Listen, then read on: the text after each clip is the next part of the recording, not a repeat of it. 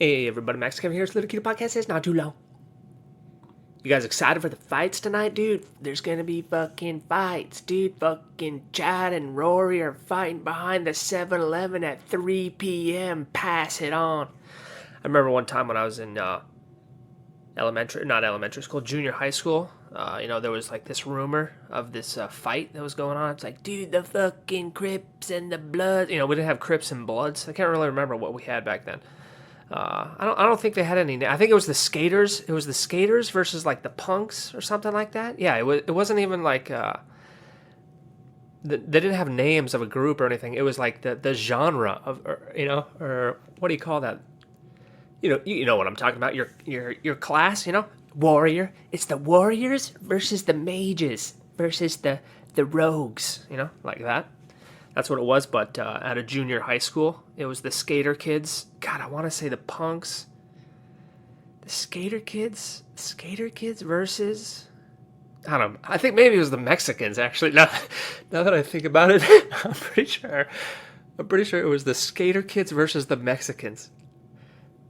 Oh man, I remember this. And then it was like it was going around the school, like all day. It's like, dude, after school, dude, behind the 7-Eleven. Because like our school was on top of this hill. You could just walk downhill like half a mile to the 7-Eleven.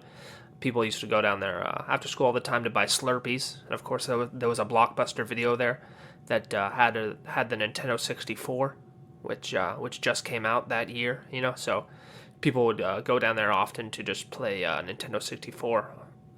They play Mario because like they had these consoles, in the Blockbuster and like in Target and shit before it actually came out. So all these kids were playing and they're like, oh my god, Mario's in 3D. Oh my god, look, you can skateboard on a turtle shell. Oh my god, I've never seen anything so beautiful in my entire life.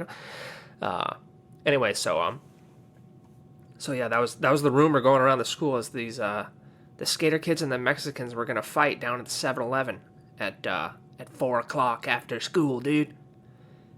But so basically what happened is the teachers and administrators of the school heard about it, because all the kids were talking about it, and probably someone fucking told Jenny, that fucking that Korean chick Jenny that never talks in class and gets all the spelling bee.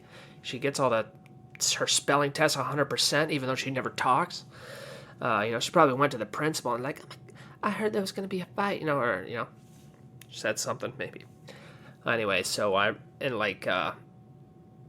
middle school we had these like, we called them like proctors. They weren't actually teachers. They were just kind of like hired security, or not security, just like adults to watch, because there were so many goddamn kids, and the teachers can't babysit them all the time during lunch, so they had all these, I don't know if they're volunteers or some of them are paid, but there was one dude that was like paid, and anyway, I remember him.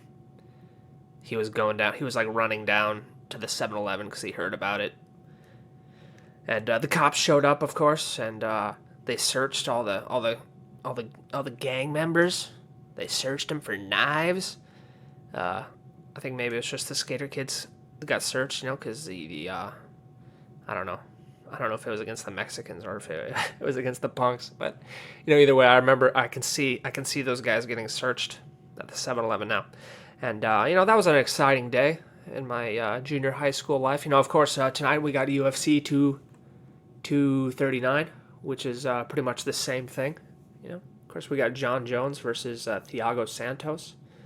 And if you look at the UFC website, it says Thiago Santos is -700 favorite, which is a big fuck up on this website. All the odds are wrong. I don't understand. I don't understand how you could have such a big fuck up on this billion-dollar industry. God, yeah, this new website sucks. They redesigned it like last year. It used to be able to see so much more info about the fighters, and now you just like see their name, and that's it. It's this is a terrible website. I can't believe this shit, man. Who's fucking designing this crap? I mean, it like looks cleaner, but like,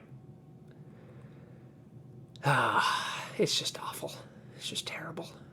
It's like, you can't find out any info about the fighters, And that's the whole reason why you go to the website. Anyway, obviously John Jones is going to knock out Thiago Santos, or maybe not knock him out, but take him to a decision win. Either decision win or probably submission. I think there's three possibilities. There's either knockout in the second round, submission in the fourth round, or decision, or unanimous decision. Anyway, next fight is Amanda Nunes versus Holly Holm, and somehow Holly Holm is number. It says Holly Holm is number 2, and Amanda Nunes is number 6. So I don't know if this is her first time. I thought Amanda Nunes always fought in this weight division, but maybe not. Or maybe it's another fuck up on this stupid website. Okay, next we got the Jorge Masvidal, who is basically a gardener. I don't know if you guys ever had like a Latin gardener come to your house, and I don't know, maybe you don't have this if you're listening from another country or maybe even another state. California and the western area over here, most of the gardeners are of Latin origin, and let's just say Mexican, because I think Masvidal is Mexican. Pretty sure his name's Jorge Masvidal. I mean, he could be from anywhere, but I'm pretty sure he's Mexican, and he looks like every gardener anybody's ever hired. Except instead of pushing a lawnmower, he just punches dudes in the face. It's kind of the only difference. And he's fighting the curly-haired fat boy, Ben Askren, who, looks like a kindergarten fat kid. And then, of course, the next we got one I'm looking forward to is fucking Luke Rockhold, dude. Fucking Luke Rockhold. You can't have I don't think Luke Rockhold could have a more Luke Rockhold name besides a Luke Rockhold. If you just look at his face, his perfectly sculpted body, with your clothing optional, and it's like, oh, that guy's name's got to be Luke Rockhold.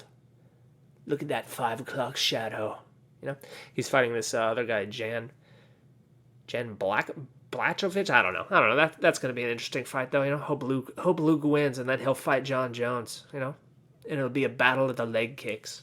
And of course, Diego Sanchez is on this card, which is pretty amazing because pretty much I can remember the time I started really getting the UFC was Diego Sanchez versus BJ Penn. Went to this bar and stood outside with my buddy. We didn't even go in the bar.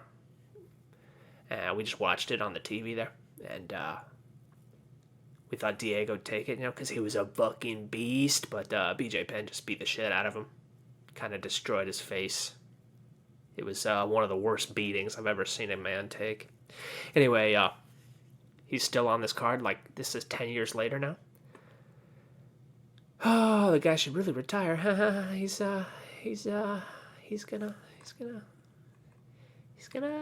get CT. Anyway, the reason why I made this podcast is because I wanted to talk about this one fighter on the prelims.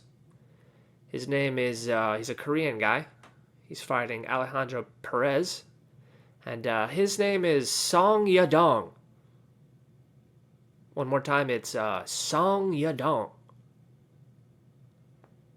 So Perez is, in his training camp getting ready. He's boxing with the other guys. His friend comes in, he's like, oh, hey, Perez, man, who you fighting next week? And he's like, oh, I'm fighting this guy named Song Yadong.